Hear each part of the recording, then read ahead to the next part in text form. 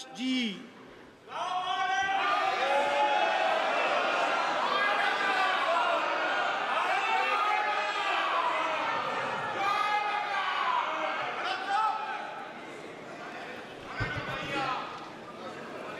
माननीय सदस्यगण,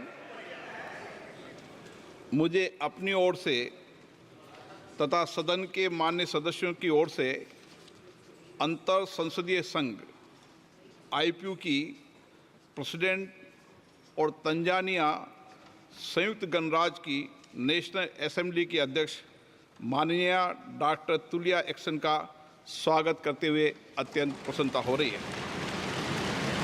वे हमारी सम्मानित अतिथि के रूप में भारत की आधिकारिक यात्रा पर आई है। यह हमारे लिए खुशी की बात है कि डॉक्टर एक्सन बजट सत्र को देखने के लिए यहाँ उपस्थित है। माननीय डॉक्टर तुलिया एक्सन शुक्रवार दिनांक 19 जुलाई 2024 को भारत पहुंची। उन्होंने 21 जुलाई 2024 को आगरा का भ्रमण किया और इस समय वह विशेष बॉक्स में आसीन है। हम भारत में उनके सुखद और सफल प्रवास की कामना करते हैं। हम अंतर संसदीय संघ के प्रेसिडेंट के रूप में उनकी भूमिका के लिए सफलता की भी कामना करते हैं। उनके माध्यम से हम तंजानिया गणराज्य की संसद के सदस्यों, तंजानिया की सरकार तथा वहाँ की मित्र जनता को बधाई और शुभकामनाएं देते हैं। माननीय सदस्यगण, जैसा कि आपको समाचार भाग 2 के माध्यम से पहले ही सूचित किया जा चुका है कि माननीय वित्त मंत्री जी के बजट भाषण की प्रतियां हार्ड कॉपी के रूप में उपलब्ध कराई जाएगी। अतः बजट प्रस्तुत हो जाने के पश्चात माननीय सदस्य कृपया बजट भाषण की अपनी अपनी प्रति प्रकाशन काउंटर से प्राप्त कर लें। आपको ये भी सूचित किया जाता है कि माननीय मंत्री द्वारा बजट प्रस्तुत किए जाने के पश्चात बजट की प्रतियां आपको मेंबर्स पोर्टल के माध्यम से भी उपलब्ध करा दी जाएगी। माननीय वित्त मंत्री Shrimati Nirmala Sitharaman.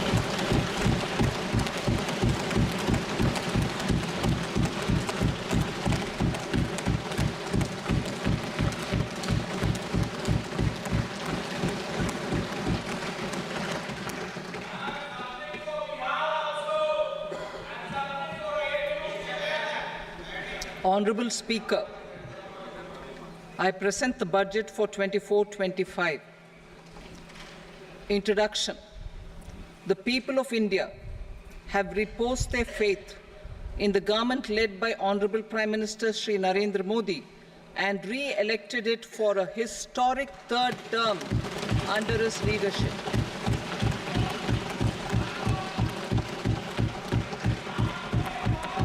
We are grateful for their support, faith, and trust in our policies. We are determined to ensure that all Indians, regardless of religion, caste, gender, and age, make substantial progress in realizing their life goals and aspirations. Global context.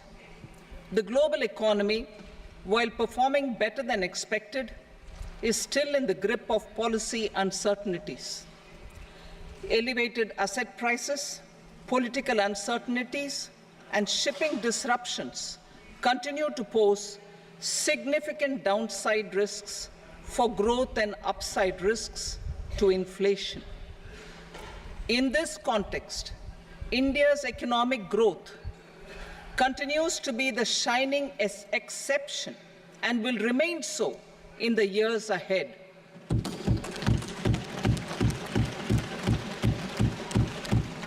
India's inflation continues to be low, stable, and moving towards the 4% target.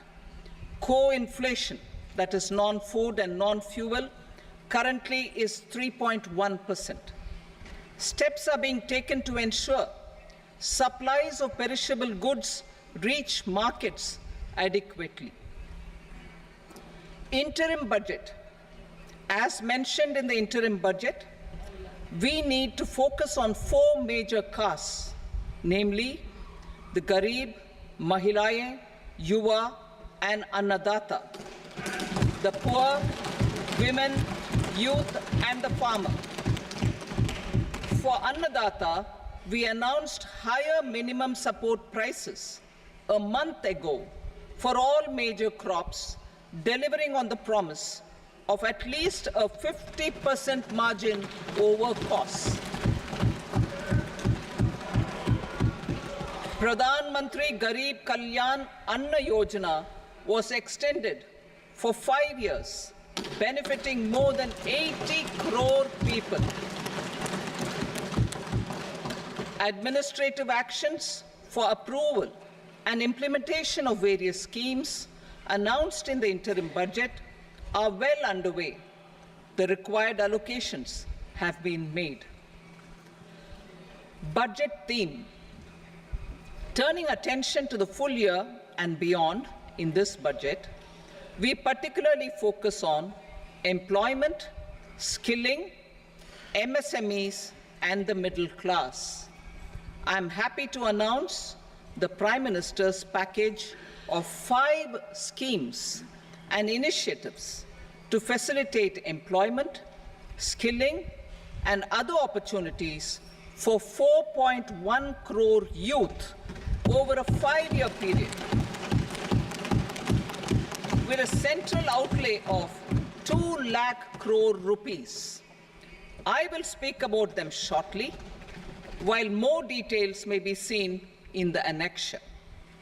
This year, I've made a provision of 1.48 lakh rupees, 1.48 lakh crore rupees for education, employment, and skilling. Budget priorities. The people have given a unique opportunity to our government to take the country on the path of strong development and an all-round prosperity. In the interim budget, we promised to present a detailed roadmap for our pursuit of Vikasit Bharat.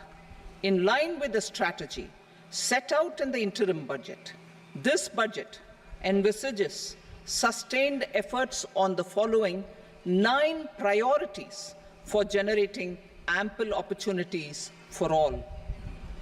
Number 1, productivity and resilience in agriculture. Number 2, employment and skilling. Number 3, inclusive human resource development and social justice. 4, manufacturing and services. 5, urban development. 6, energy security. 7, infrastructure. 8, innovation, research and development. And 9, next generation reforms. Subsequent budgets will build on these and add more priorities and actions.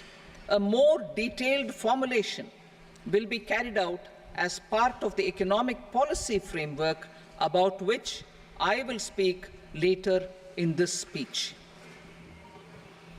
This budget details some of the specific actions to be initiated in the current year towards fulfillment of these priorities, with potential for transformative changes.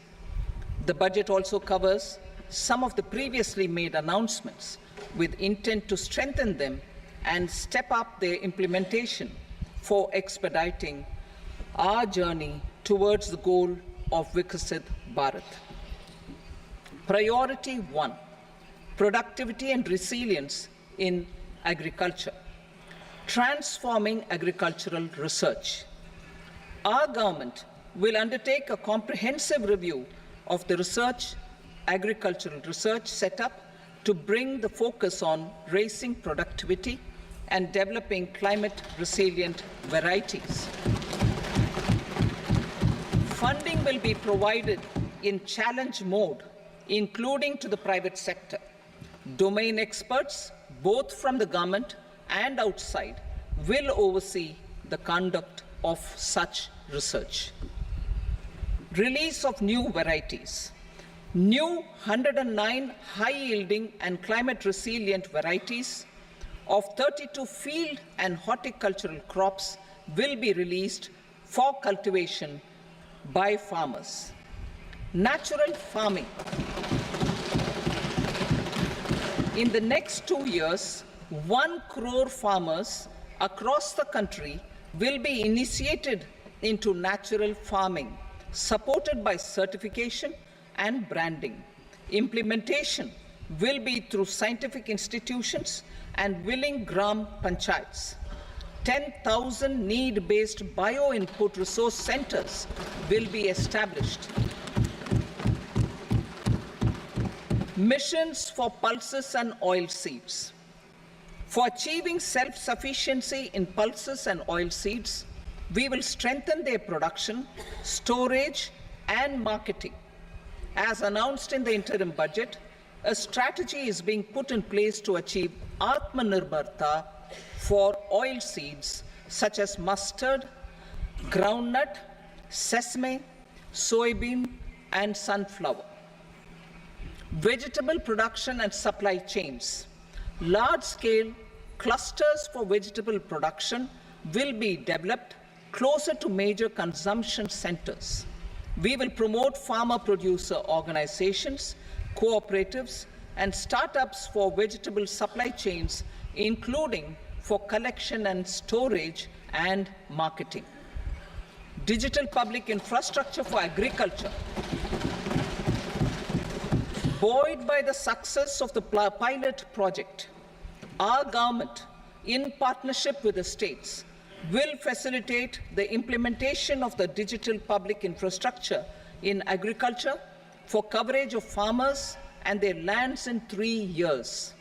During this year, digital crop survey for Kharif using the DPI will be taken up in 400 districts. The details of 6 crore farmers and their lands will be brought into the farmer and land registries. Further, the issuance of Jan Samarth based Kisan credit cards will be enabled in 5 states. Shrimp production and export. Financial support for setting up a network of nucleus breeding centers for shrimp brood stocks will be provided. Financing for shrimp farming, processing, and export will be facilitated through NABARD. National cooperation policy. Our government will bring out a national cooperation policy for systematic, orderly, and all-round development of the cooperative sector, fast-tracking growth of rural economy and generation of employment opportunities on a large scale will be the policy goal. This year, I have made a provision of 1.52 lakh crore rupees for agriculture and allied sectors.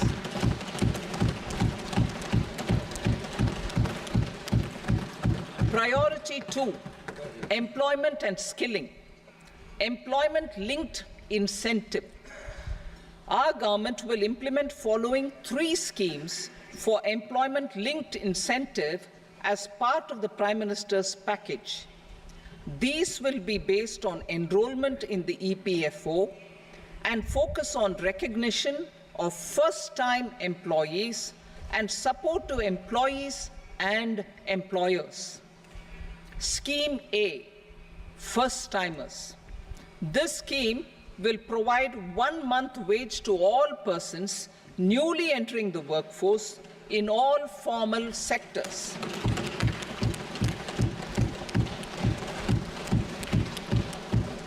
Direct benefit transfer of 1 month's salary in 3 installments to first-time employees as registered in the EPFO will be up to 15,000 rupees.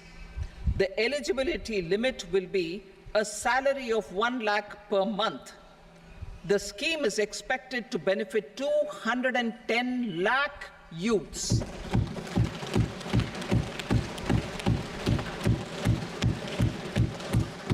Scheme B, job creation in manufacturing. This scheme will incentivize additional employment in the manufacturing sector linked to the employment of first-time employees. An incentive will be provided at specified scale directly both to the employee and the employer with respect to the EPFO contribution in the first 4 years of employment. The scheme is expected to benefit 30 lakh youth entering employment and their employers.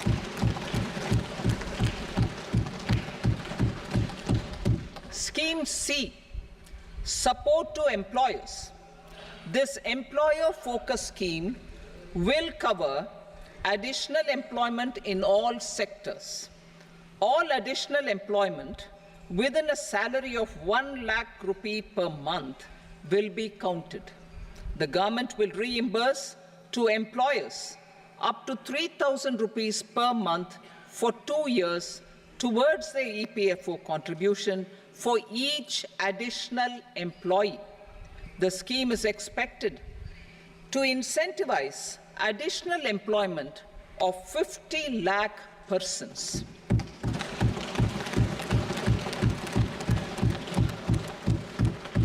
Participation of women in the workforce. We will facilitate higher participation of women in the workforce through setting up of working women hostels in collaboration with industry and establishing creches. In addition, the partnership will seek to organize women-specific skilling programs and promotion of market access for women SHG enterprises. Skilling program. I'm happy to announce a new centrally sponsored scheme as the fourth scheme under the Prime Minister's package for skilling in collaboration with state governments and industry. 20 lakh youth will be skilled over a 5-year period.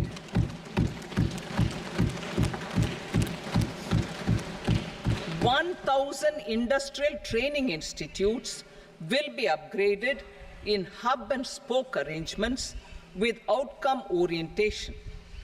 Course content and design will be aligned to the skill needs of industry, and new courses will be introduced for emerging needs. Skilling loans. The model skill loan scheme will be revised to facilitate loans up to 7.5 lakh rupees with a guarantee from a government-promoted fund. This measure is expected to help 25,000 students every year.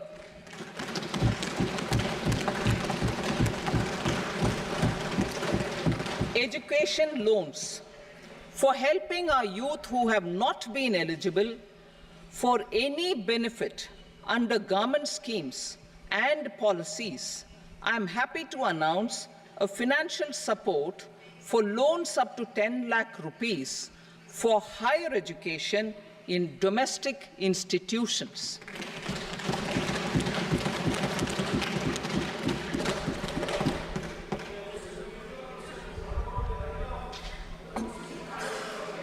E-vouchers for this purpose. E-vouchers for this purpose will be given directly to 1 lakh students every year for annual interest subvention of 3% of the loan amount. Priority 3, inclusive human resource development and social justice, saturation approach. Our government is committed to all-round, all-pervasive and all-inclusive development of people, particularly farmers, youth, women, and the poor.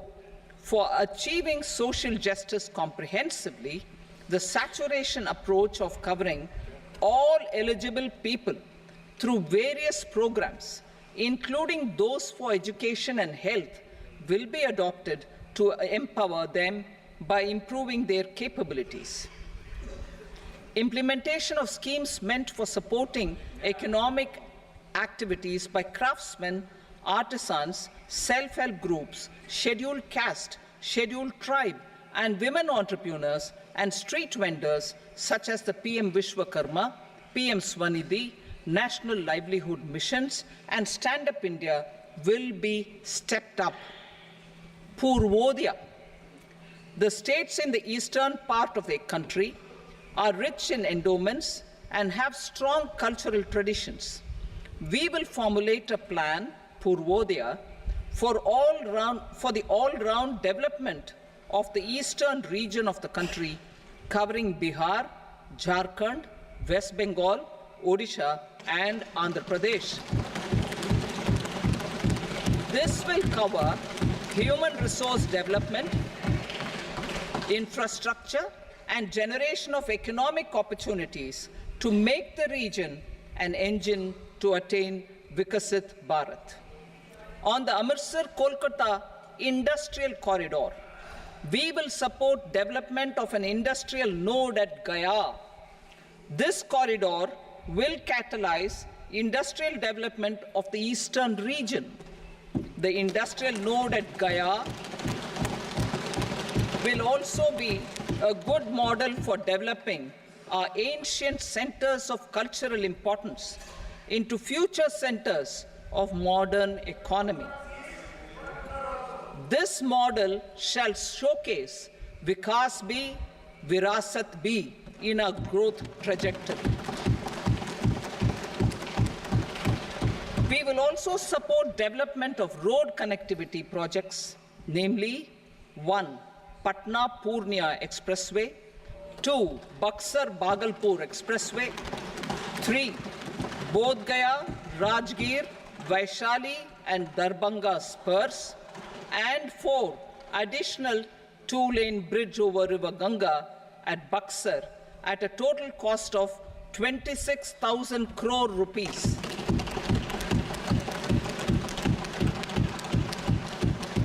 Power projects, including setting up of a new 2,400 megawatt power plant at Peer Painti, will be taken up at a cost of 21,400 crore rupees. New airports, medical colleges, and sports infrastructure in Bihar will be constructed. An additional allocation to support capital investments will be provided. The requests of Bihar government for external assistance from multilateral development banks will be expedited.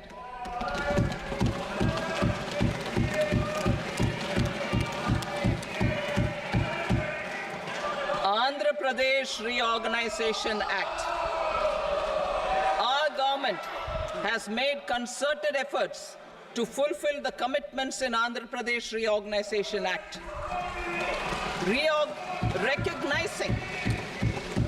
Recognizing the state's need for the capital, recognizing the state's need for a capital, we will facilitate special financial support through multilateral development agencies. In the current financial year, 15,000 crore rupees will be arranged with additional amounts in future years.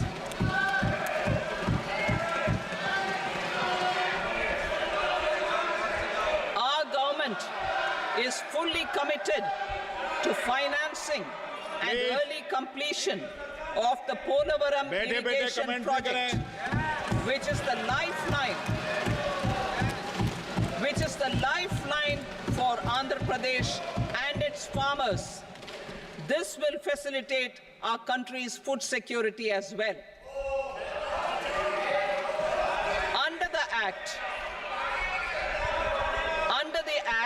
Andhra Pradesh Reorganization Act, for promoting industrial development, funds will be provided for essential infrastructure such as water, power, railways, and roads.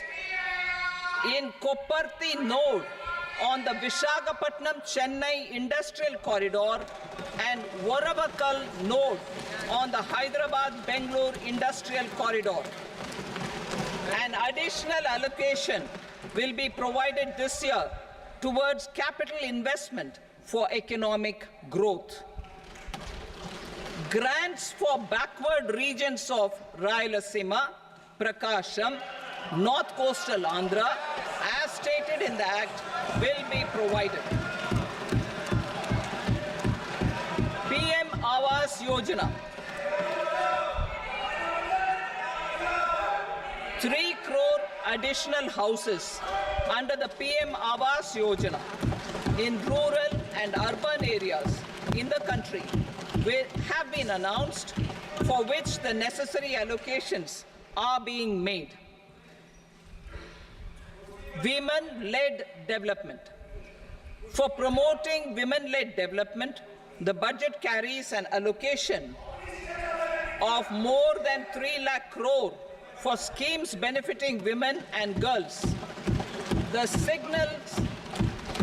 signals our government's commitment for enhancing women's role in economic development. Pradhan Mantri Janjatiya Unnat Gram Abhiyan. For improving the socio-economic condition of tribal communities, we will launch the Pradhan Mantri Janjatiya Unnat Gram Abhiyan by adopting saturation coverage for tribal families in tribal majority villages and aspirational districts.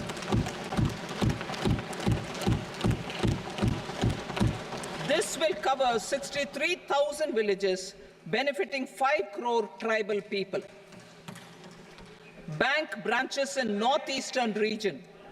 More than 100 branches of India Post Payment Bank will be set up in the northeast region to expand the banking services. This year, I have made a provision of 2.66 lakh crore rupees for rural development, including rural infrastructure.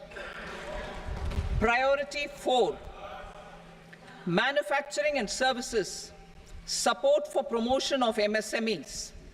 This budget provides special attention to MSMEs and manufacturing, particularly labor-intensive manufacturing. We have formulated a package covering financing, regulatory changes, and technology support for MSMEs to help them grow and also compete globally, as mentioned in the interim budget. I am happy to announce the following specific measures. Credit guarantee scheme for MSMEs in the manufacturing sector. For facilitating term loans to MSMEs for purchase of machinery and equipment without collateral or third-party guarantee, a credit guarantee scheme will be introduced. The scheme will operate on pooling of credit risks of such MSMEs. A separately constituted self-financing guarantee fund will provide to each applicant guarantee cover up to 100 crore rupees, while the loan amount may be larger. The borrower will have to provide an upfront guarantee fee and an annual guarantee fee on the reducing loan balance. New assessment model for MSME credit. Public sector banks will build their own in-house capability to assess MSMEs for credit instead of relying on external assessment. They will also take a lead in developing or getting developed a new credit assessment model based on the scoring of digital footprints of the MSMEs in the economy. This is expected to be a significant improvement over the traditional assessment of credit eligibility based only on asset or turnover criteria. That will also cover MSMEs without a formal accounting system. Credit support to MSMEs during stress period.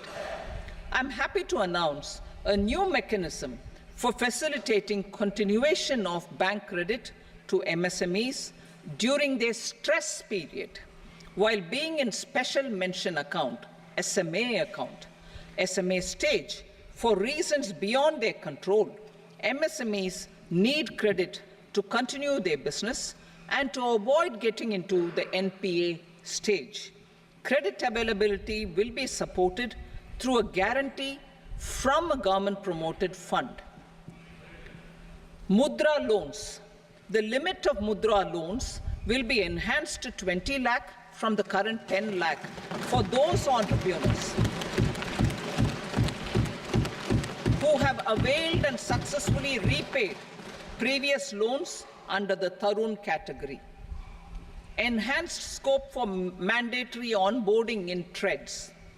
For facilitating MSMEs to unlock their working capital by converting their trade receivables into cash, I propose to reduce the turnover threshold of buyers for mandatory onboarding on the trades platform from rupees 500 crore to 250 crore rupees.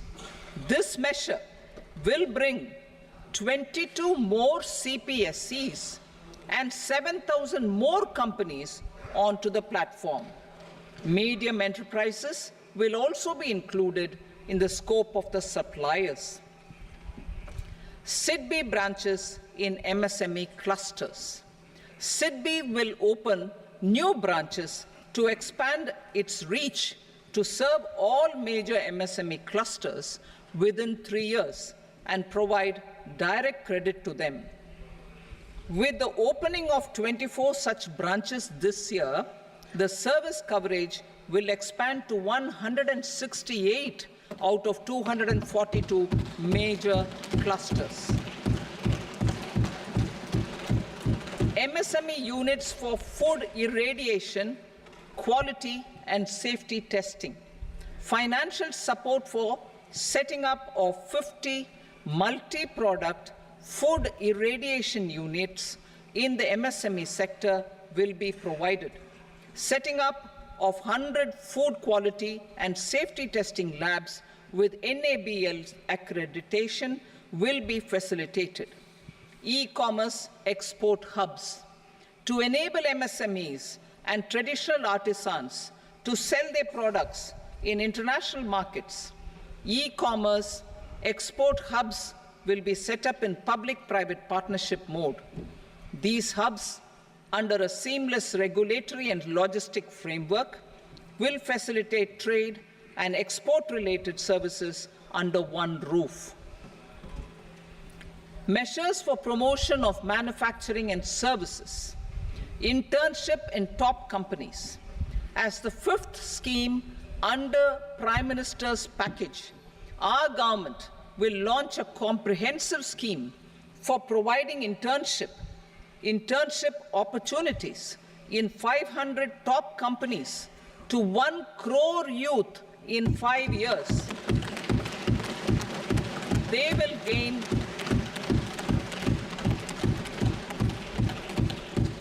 will gain exposure for 12 months to real-life business environment, varied professions, and employment opportunities. An internship allowance of 5,000 per month, 5,000 rupees per month, along with a one-time assistance of 6,000 rupees will be provided. Companies will be expected to bear the training cost and 10% of their internship cost from their CSR funds. Industrial parks.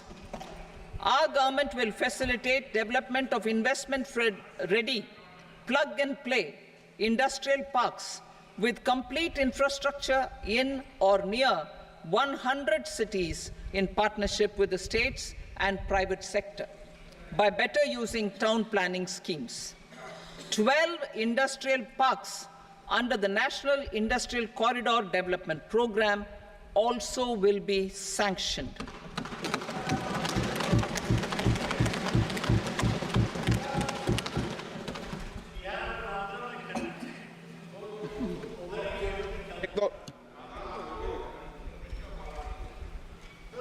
Veji member, no, please, Betty.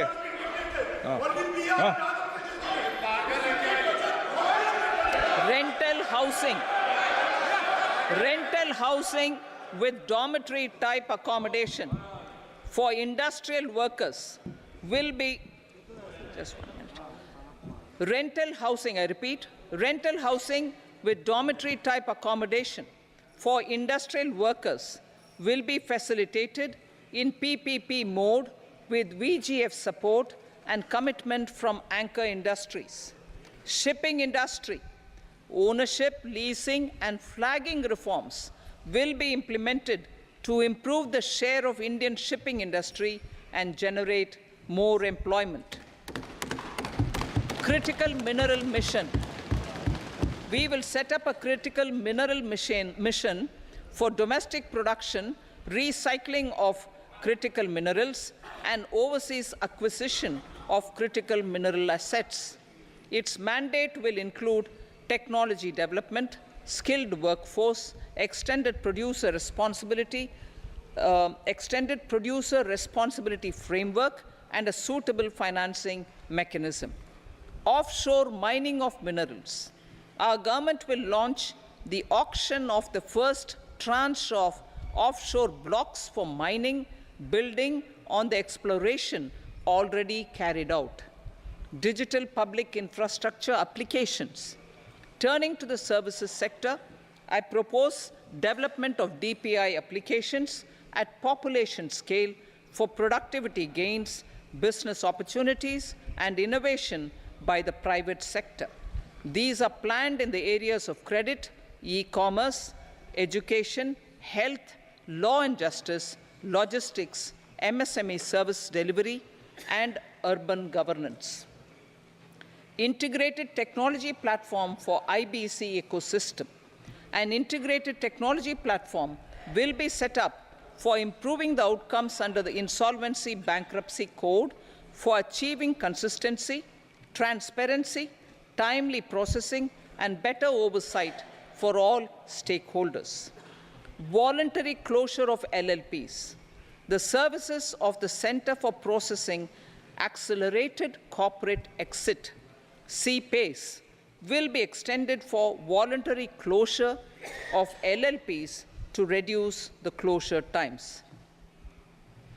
National Company Law Tribunals.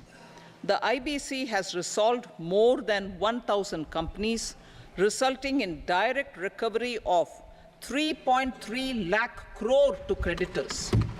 3.3 lakh crore rupees to creditors. In addition, 28,000 cases involving over 10 lakh crore rupees have been disposed of even prior to admission. Appropriate changes to the IBC, reforms and strengthening of the tribunal and appellate tribunals will be initiated to speed up insolvency resolution. Additional tribunals will be established. Out of those, some will be notified to decide cases exclusively under the Companies Act. Debt recovery. Steps for reforming and strengthening debt recovery tribunals will be taken. Additional tribunals will be established to speed up recovery. Priority 5, urban development. Cities as growth hubs. Working with states, our government will facilitate development of cities as growth hubs.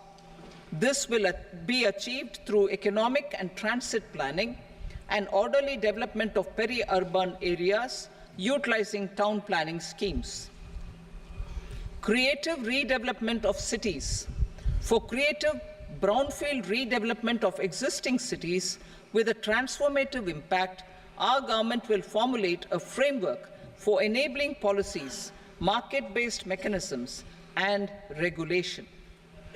Transit-oriented development. Transit-oriented development plans for 14 large cities with a population above 30 lakh will be formulated, along with an implementation and financing strategy. Urban housing. Under the PM Awas Yojana, Urban 2.0, housing needs of 1 crore urban poor and middle-class families will be addressed with an investment of 10 lakh crore rupees. This will include the central assistance of 2.2 lakh crore rupees in the next 5 years. A provision of interest subsidy to facilitate loans at affordable rates is also envisaged. In addition, enabling policies and regulations for efficient and transparent rental housing markets with enhanced availability will also be put in place. Water supply and sanitation. In partnership with state governments and multilateral development banks, we will promote water supply, sewage treatments, and solid waste management projects and services for 100 large cities through bankable projects. These projects will also envisage use of treated water for irrigation and filling up of tanks in nearby areas. Street markets. Building on the success of PM Swanidhi scheme in transforming the lives of street vendors, our government envisions a scheme to support each year over the next 5 years the development of 100 weekly hearts or street food hubs in select cities. Stamp duty. We will encourage states which continue to charge high stamp duty to moderate the rates for all and also consider further lowering duties for properties purchased by women. This reform will be made an essential component of urban development schemes. Priority 6, energy security, energy transition. In the interim budget, I had announced our strategy to sustain high and more resource-efficient economic growth, along with the energy security in terms of availability, accessibility, and affordability. We will bring out a policy document on appropriate energy transition pathways that balances the imperatives of employment, growth, and environmental sustainability. PM Surya Ghar Muft Bijli Yojana. PM Surya Ghar Muft Bijli Yojana. In line with the announcement in the interim budget,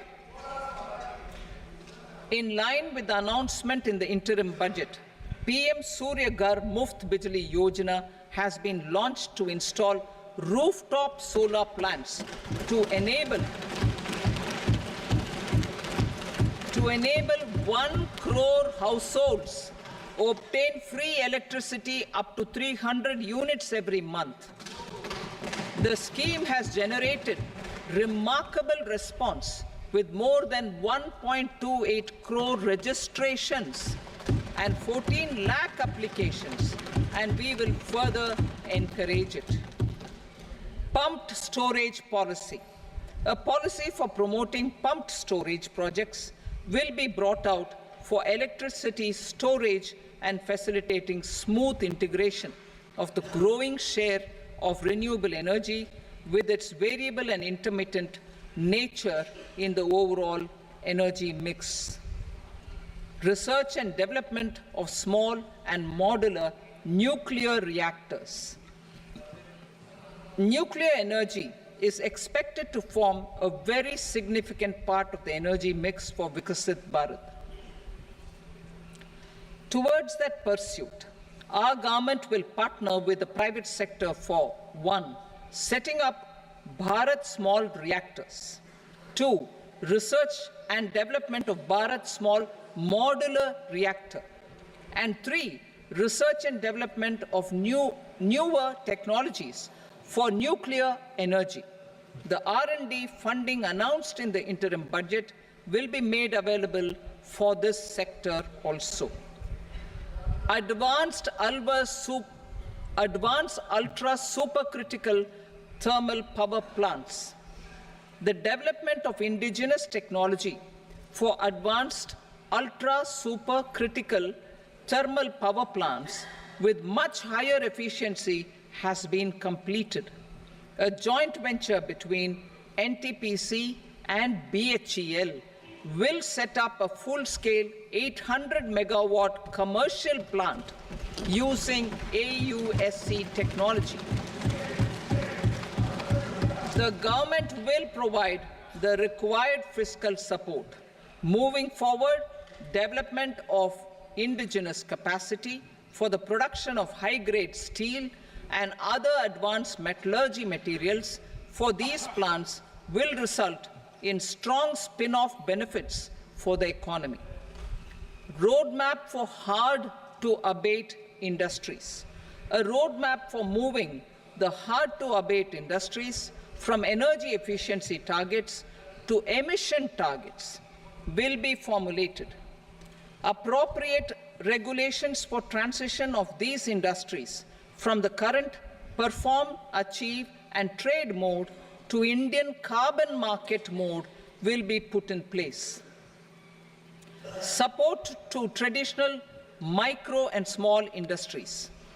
An investment-grade energy audit of traditional micro and small industries in 60 clusters, including brass and ceramic, will be facilitated. Financial support will be provided for shifting them to cleaner forms of energy and implementation of energy efficiency measures. The scheme will be replicated in another 100 clusters in the next phase. Priority 7, infrastructure investment by central government. Significant investment the central government has made over the years in building and improving infrastructure has had a strong multiplier effect on the economy. We will endeavor to maintain strong fiscal support for infrastructure over the next 5 years in conjunction with imperatives of other priorities and fiscal consolidation. This year, I have provided 11,11,111 crore rupees for capital expenditure. This would be 3.4% of our GDP. Infrastructure investment by state governments. We will encourage states to provide support of similar scale for infrastructure, subject to their development priorities. A provision of 1.5 lakh crore rupees for long-term interest-free loans have been made this year also to support the states in their resource allocation. Private investment in infrastructure. Investment in infrastructure by private sector will be promoted through viability gap funding and enabling policies and regulations. A market-based financing framework will be brought out. Pradhan Mantri Gram Sadak Yojana. Phase 4 of the PMGSY will be launched to provide all-weather connectivity to 25,000 rural habitations, which have become eligible in view of their population increase. Irrigation and flood mitigation. Bihar has frequently suffered from floods, many of them originating outside the country. Plans to build flood control structures in Nepal are yet to progress. Our government, through the Accelerated Irrigation Benefit Program and other sources, will provide financial support for projects with estimated cost of 11,500 crore rupees, such as the Kosi-Michi intra-state link and 20 other ongoing and new schemes, including barrages, river pollution abatement, and irrigation projects. In addition, survey and investigation of Kosi-related flood mitigation and irrigation projects will be undertaken.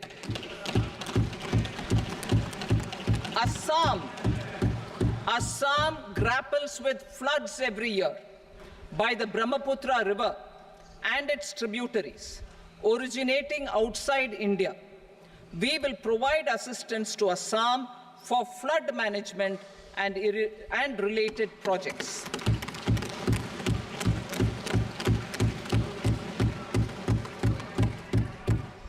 Himachal Pradesh suffered extensive losses due to floods last year. Our government will provide assistance to the state for reconstruction and rehabilitation through multilateral development assistance.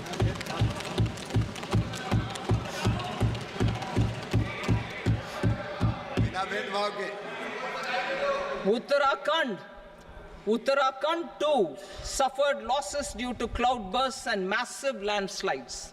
We will provide assistance to the state.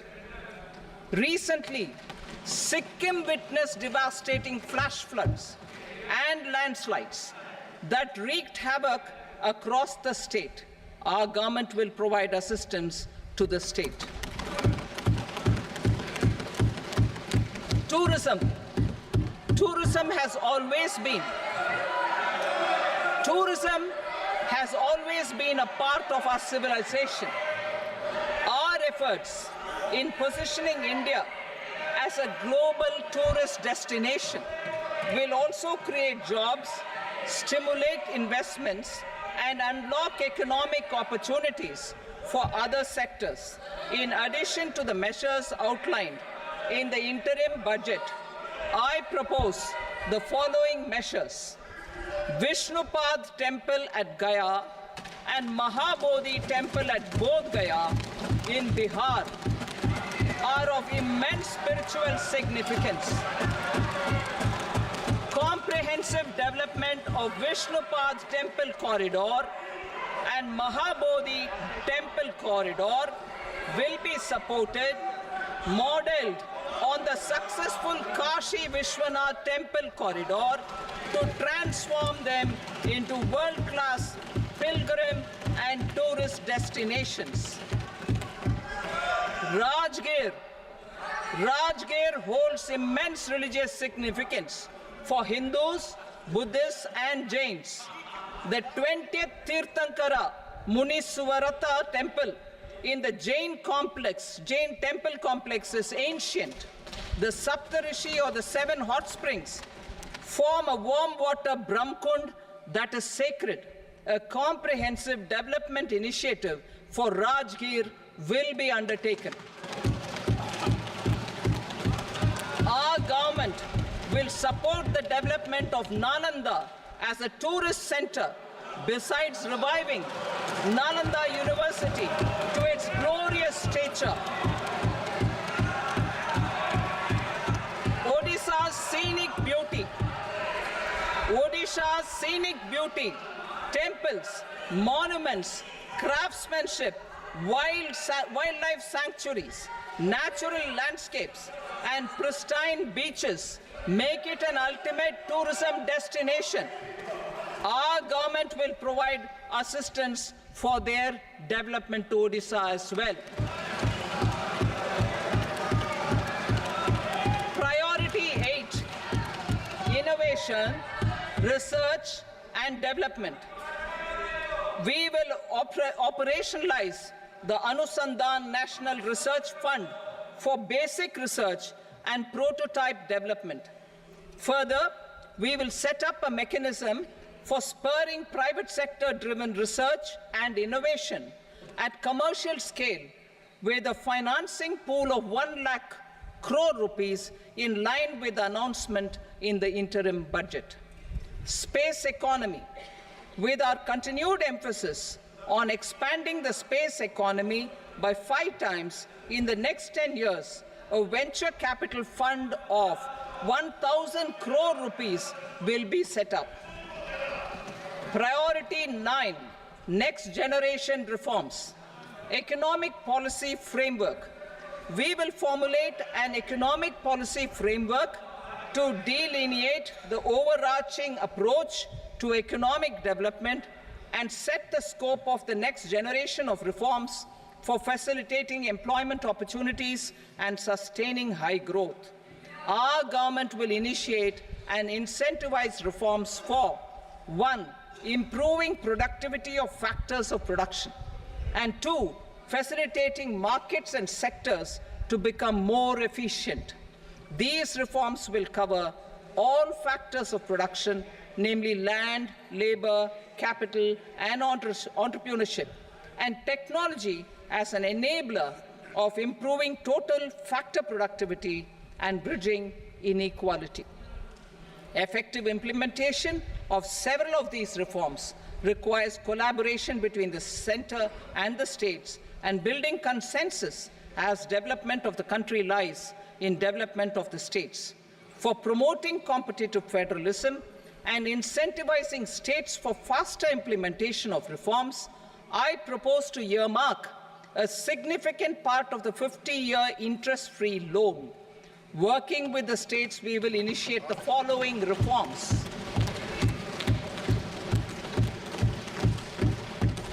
Land-related reforms and actions, both in the rural and urban areas, will cover land administration, will cover 1. Land administration, planning and management, and 2. Urban planning usage and building bylaws. These will be incentivized for completion within the next 3 years through appropriate fiscal support. Rural land-related actions. Rural land-related actions will include 1. Assignment of unique land parcel identification number, UL PIN, or Bhu Aadhaar for all lands. 2. Digitization of cadastral maps. 3. Survey of subdivisions, survey of map subdivisions as per current ownership. 4. Establishment of land registry. And 5. Linking to the farmers registry. These actions will also facilitate credit flow and other agricultural services. Urban land-related actions. Land records in urban areas will be digitized with GIS mapping. An IT-based system for property record administration, updating, and tax administration will be established. These will also facilitate improving the financial position of urban local bodies. Labor-related reforms. Services to labor. Our government will facilitate the provision of a wide array of services to labor, including those for employment and skilling. A comprehensive integration of e-Shram portal with other portals will facilitate such one-stop solution. Open architecture databases for the rapidly changing labor market, skill requirements, and available job roles, and a mechanism to connect job aspirants with potential employers and skill providers will be covered in these services. Shram Suvidha and Samadhan portal. Shram Suvidha and Samadhan portal will be revamped to enhance ease of compliance for industry and trade. Capital and entrepreneurship related reforms, financial sector vision and strategy. For meeting financing needs of the economy, our government will bring out a financial sector vision and strategy document to prepare the sector in terms of size, capacity, and skills. This will set the agenda for the next 5 years and guide the work of the government, regulators, financial institutions, and market participants. Taxonomy for climate finance. We will develop taxonomy for climate finance for enhancing the availability of capital for climate adaptation and mitigation. This will support achievement of the country's climate commitments and green transition. Variable capital company structure. We will seek the required legislative approval for providing an efficient and flexible mode for financing leasing of aircrafts and ships and pooled funds of private equity through a variable company structure. Foreign direct investments and overseas investment. The rules and regulations for foreign direct investment and overseas investments will be simplified to 1. Facilitate foreign direct investments, 2. Nudge prioritization, and 3. Promote opportunities for using Indian rupee as a currency for overseas investment. NPS Vatsalya. NPS Vatsalya, a plan for contribution by parents and guardians for minors, will be started. On attaining the age of majority, the plan can be converted seamlessly into a normal NPS account. Use of technology. We have successfully used technology for improving productivity and bridging inequality in our economy during the past 10 years. Public investment in digital infrastructure and innovations by the private sector have helped in improving access of all citizens, particularly the common people, to market resources, education, health and services. We will step up adoption of technology towards digitalization of the economy. Ease of doing business. For enhancing ease of doing business, we are already working on the Jan Vishwas Bill 2.0. Further, states will be incentivized for implementation of the business reforms, action plans, and digitalization. Data and statistics. For improving data governance, collection, processing and management of data and statistics, different sectoral databases, including those established under the Digital India Mission, will be utilized with active use of technology tools. New pension scheme. The committee to review the NPS has made considerable progress in its work. I am happy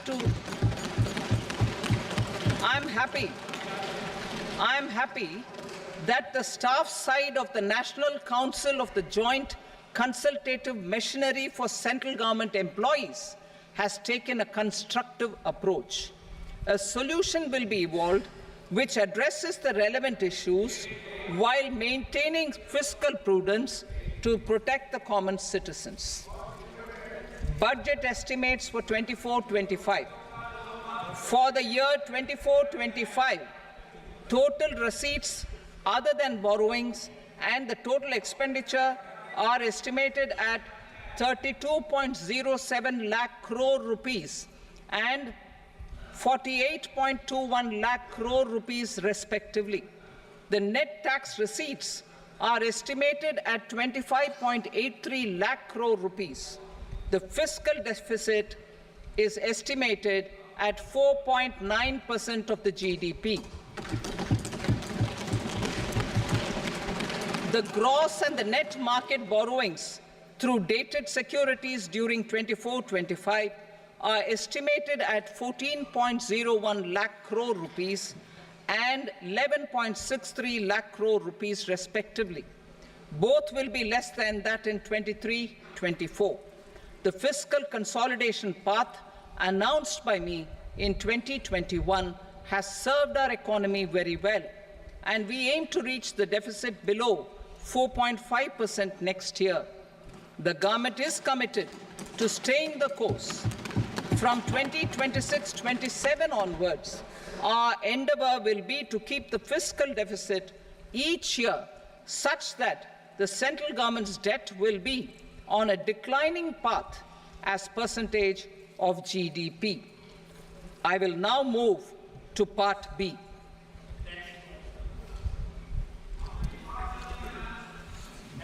Indirect taxes. Sir, I start with GST. It has decreased tax incidence on the common man, reduced compliance burden and logistics cost for trade and industry, and enhanced revenues of the central and the state governments. It is a success of vast proportions. To multiply the benefits of GST, we will strive to further simplify and rationalize the tax structure and endeavor to expand it to the remaining sectors. My proposals for custom duties My proposals for customs duties intend to support domestic manufacturing, deepen local value addition, promote export competitiveness, and simplify taxation while keeping the interest of the general public and consumers surmount. In Budget 22-23, we reduced the number of customs duty rates. I propose to undertake a comprehensive review of the rate structure over the next 6 months to rationalize and simplify it for ease of trade, removal of duty inversion, and reduction of disputes. I shall now take up sector-specific customs duty proposals. Medicine and medical equipments. To provide relief to cancer patients, I propose to fully exempt 3 more medicines from customs duties.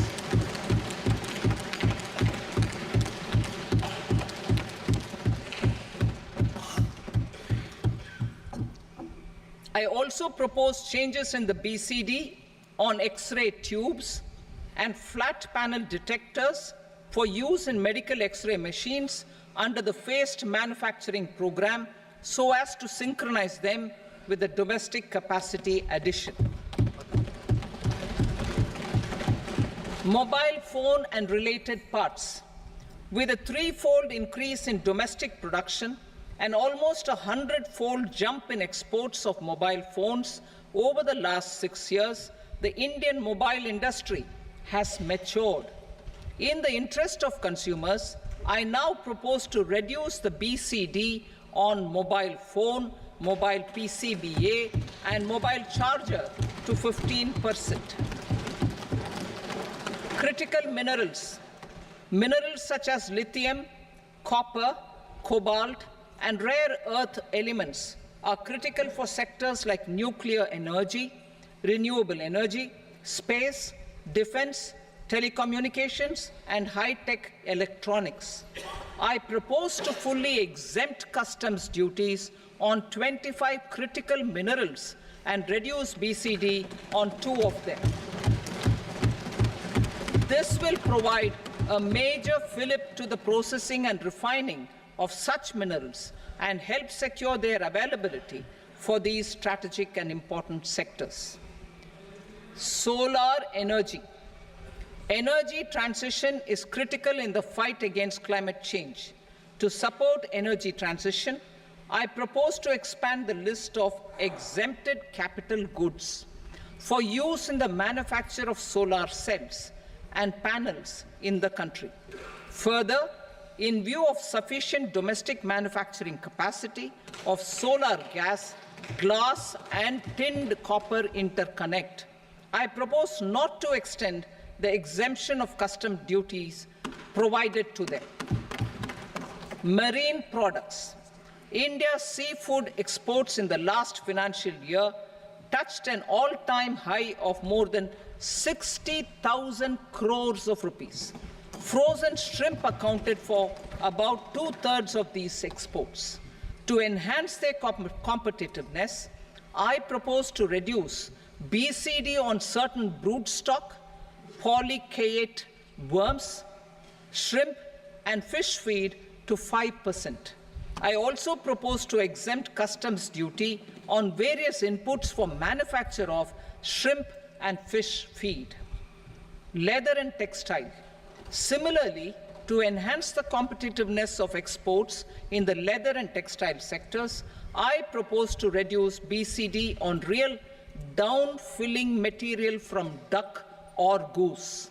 I am also making additions to the list of exempted goods for manufacture of leather and textile garments, footwear, and other leather articles for export.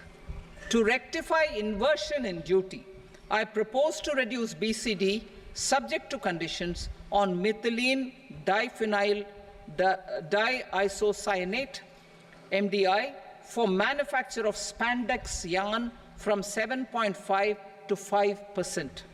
Furthermore, the export duty structure on raw hides, skin, and leather is proposed to be simplified and rationalized. Precious metals. To enhance domestic value addition in gold and precious metal jewelry, in the country, I propose to reduce customs duties on gold and silver to 6% and that of platinum to 6.4%. Other metals, steel and copper, are important raw materials. To reduce their cost of production, I propose to remove the BCD on ferronickel and blister copper. I am also continuing with nil BCD on ferrous scrap and nickel cathode and concessional BCD of 2.5% on copper scrap. Electronics. To increase value addition in the domestic electronics industry, I propose to remove the BCD subject to conditions on oxygen-free copper for manufacture of resistors. I also propose to exempt certain parts for manufacture of connectors. Chemicals and petrochemicals. To support existing and new capacities in the pipeline, I propose to increase the BCD on ammonium nitrate from 7.5% to 10%. Plastics. PVC flex banners are non-biodegradable and hazardous for environment and health. To curb their imports, I propose to raise the BCD on them from 10 to 25%. Telecommunication equipment. To incentivize domestic manufacturing, I propose to increase the BCD from 10 to 15% on PCBA of specified telecom equipment. Trade facilitation. To promote domestic aviation and boat and ship MRO, I propose to extend the period for export of goods imported for repairs from 6 months to 1 year. I'll read that again. To promote domestic aviation and boat and ship maintenance, repair and operations, I propose to extend the period for export of goods imported for repairs from 6 months to 1 year. In the same vein, I propose to extend the time limit for re-import of goods for repairs under warranty from 3 to 5 years. I now move to direct taxes. We will continue our efforts to simplify taxes, improve taxpayer services, provide tax certainty, and reduce litigation while enhancing revenues for funding the development and welfare schemes of the government. It has been our endeavor to simplify taxation. We have taken a number of measures in the last few years, including introduction of simplified tax regimes without exemptions and deductions for corporate tax and for personal income tax. This has been appreciated by taxpayers. 58% of corporate tax came from the simplified tax regime in the financial year 22-23. Similarly, as per data available till now, for the last fiscal, more than 2/3 have availed the new personal income tax regime. Comprehensive review of the Income Tax Act. I am now announcing a comprehensive review of the Income Tax Act 1961. The purpose is to make the Act concise, lucid, easy to read and understand. This will reduce disputes and litigation, thereby providing tax certainty to the taxpayers. I will also bring down the demand embroiled in litigation. It is proposed to be completed in 6 months. A beginning is being made in the Finance Bill by simplifying the tax regime for charities, tedious rate structures, provisions of reassessment and such provisions, and capital gains taxation. Simplification for charities and tedious. Two tax exemption regimes. The two tax exemption regimes for charities are proposed to be merged into one. The 5% tedious rate on many payments is being merged into the 2% tedious rate, and the 20% tedious rate on repurchase of units by mutual funds or UTI is being withdrawn. TDS rate on e-commerce operators is proposed to be reduced from 1 to 0.1%.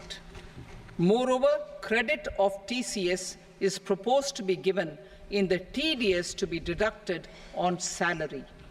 Further, I propose to decriminalize delay for payment of TDS up to the due date of filing statement for the same. I also plan to provide a standard operating procedure for TDS defaults and simplify and rationalize the compounding guidelines for such defaults. Simplification of reassessment. I propose to thoroughly simplify the provisions for reopening and reassessment. An assessment hereinafter can be reopened beyond 3 years from the end of the assessment year only if the escaped income is 50 lakh rupees or more, up to a maximum period of 5 years from the end of the assessment year. Even in such cases, a time limit of 6 years before the year of the search, as against the existing time limit of 10 years, is being proposed. This will reduce tax uncertainty and disputes. Simplification and rationalization of capital gains. Capital gains taxation is also proposed to be hugely simplified.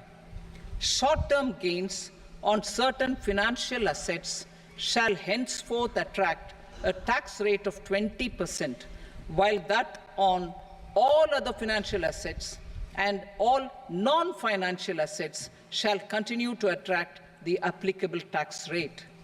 Long-term gains on all financial and non-financial assets, on the other hand, will attract a tax rate of 12.5%. For the benefit of the lower and the middle income classes, I propose to increase the limit of exemption of capital gains on certain financial assets to 1.25 lakh rupees per year.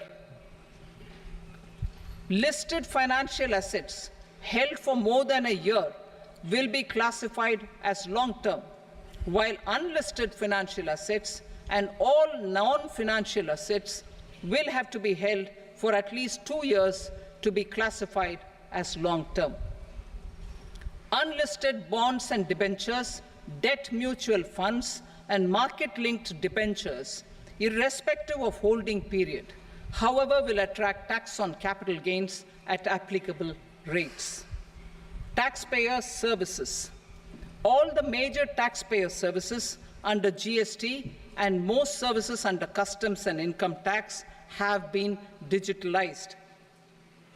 All remaining services of customs and income tax, including rectification and order giving effect to appellate orders, shall be digitalized and made paperless over the next 2 years. Litigation and appeals. While our concerted efforts to reduce pendency of appeals at various appellate fora are beginning to show good results, it will continue to engage our highest attention. To dispose of the backlog of first appeals, I plan to deploy more officers to hear and decide such appeals, especially those with large tax effect. For resolution of certain income tax disputes pending in appeal, I am also proposing Vivad Se Vishwas Scheme 2024. Further, I propose to increase monetary limits for filing appeals related to direct taxes, excise, and service tax in the tax tribunals, high courts, and Supreme Court to 60 lakh rupees, 2 crore rupees, and 5 crore respectively. With a view to reduce litigation and provide certainty in international taxation, we will expand the scope of safe harbor rules and make them more attractive. We will also streamline the transfer pricing assessment procedure. Employment and investment. I have a few proposals to promote investment and foster employment. First of all, to bolster the Indian startup ecosystem, boost the entrepreneurial spirit, and to support innovation, I propose to abolish the so-called angel tax for all classes of investors. Second, there is tremendous potential for cruise tourism in India. To give a fillip to this employment-generating industry, I am proposing a simpler tax regime for foreign shipping companies operating domestic cruises in the country. Third, India is a world leader in the diamond cutting and polishing industry, which employs a large number of skilled workers. To further promote the development of this sector, we would provide for safe harbor rates for foreign mining companies selling raw diamonds in the country. Fourth, to attract foreign capital for our development needs, I propose to reduce the corporate tax rate on foreign companies from 40 to 35%. Deepening the tax base. I have a couple of proposals for deepening the tax base. First, security transaction tax on futures and options of securities is proposed to be increased to 0.02% and 0.1% respectively. Second, for reasons of equity, I propose to tax income received on buyback of shares in the hands of recipients. Other proposals: to improve social security benefits, deduction of expenditure by employers towards NPS is proposed to be increased from 10 to 14% of the employee's salary. Similarly, deduction of this expenditure up to 14% of salary from the income of employees in private sector, public sector banks and undertakings opting for the new tax regime is proposed to be provided. Indian professionals working in multinationals get ESOPs and invest in social security schemes and other movable assets abroad. Non-reporting of such small foreign assets has penal consequences under the Black Money Act. Such non-reporting of movable assets up to 20 lakh rupees is proposed to be depenalized.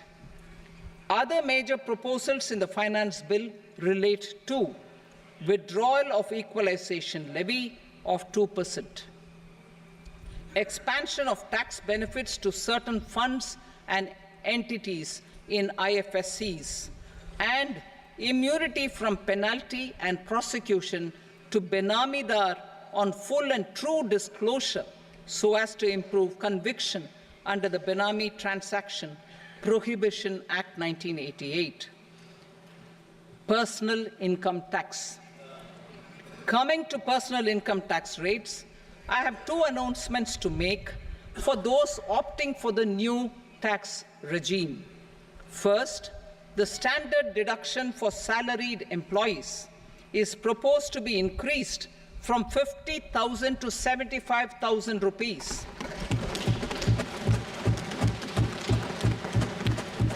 Similarly, deduction on family pension for pensioners is proposed to be enhanced from 15,000 to 25,000 rupees. This will provide relief to about 4 crore salaried individuals and pensioners.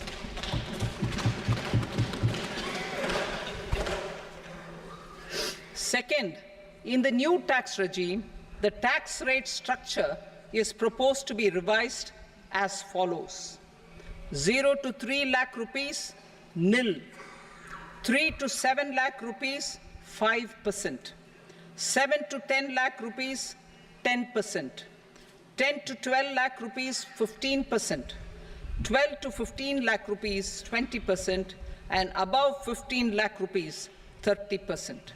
As a result of these changes, a salaried employee in the new tax regime stands to save up to 17,500 rupees in income tax.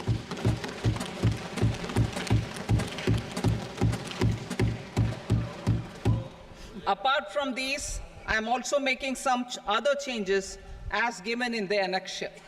As a result of these proposals, revenue of about 37,000 crore, that is 29,000 crore in direct taxes and 8,000 crore in indirect taxes will be foregone, while revenue of about 30,000 crore rupees will be additionally mobilized. Thus, the total revenue foregone is about 7,000 crores annually. Mr. Speaker, sir, with this, I commend the budget to this august House. Jai Hind.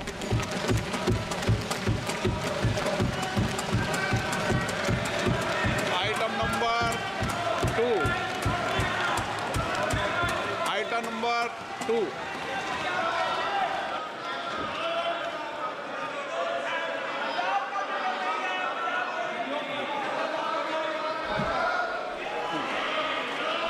Sir, with your permission, I rise to lay on the table the following statements under Section 3 of the Fiscal Responsibility and Budget Management, FRBM Act 2003, Medium-Term Fiscal Policy cum Fiscal Policy Strategy Statement and Macroeconomic Framework Statement.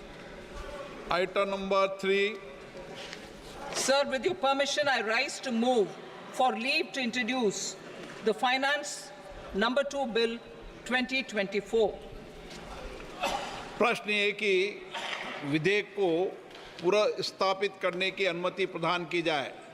जो सदस्य इसके पक्ष में हाँ कहें, जो सदस्य विरोध में ना कहें। मेरे विचार में निर्णय हाँ वालों के पक्ष में अनुमति प्रदान की जाती है। माननीय मंत्री जी, अब विधेयक पुनर्स्थापित करें। Sir, I introduce the bill. Item number 4. The Union Territory of Jammu and Kashmir budget. Sir, I rise to present a statement, Hindi and English versions, of the estimated receipts and expenditure of the Union Territory of Jammu and Kashmir for the year 24-25. सभा की कार्रवाई कल बुधवार दिनांक 24 जुलाई 2024 को प्राप्त 11 बजे तक के लिए स्थगित की जाती है।